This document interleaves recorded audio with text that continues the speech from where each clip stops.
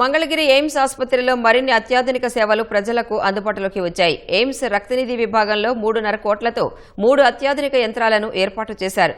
ఈ యంత్రాలను AIIMS director అహేంతం Shanta Singh ప్రారంభించారు.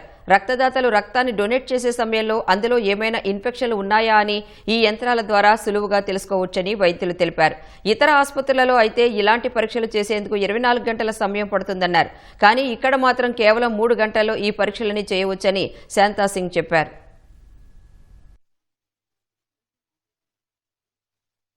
Particularly is very good for early detection of the HIV and hepatitis C and hepatitis B also.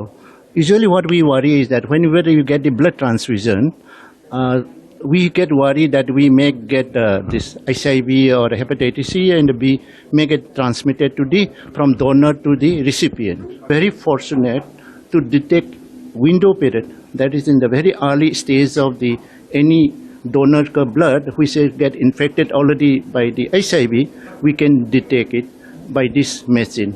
ఈ nucleic acid amplification testing మెషిన్లో ఏమంటే even infect అయిన 1-2 days కంతా కూడా మనం డిటెక్ట్ చేయొచ్చు అనమాట.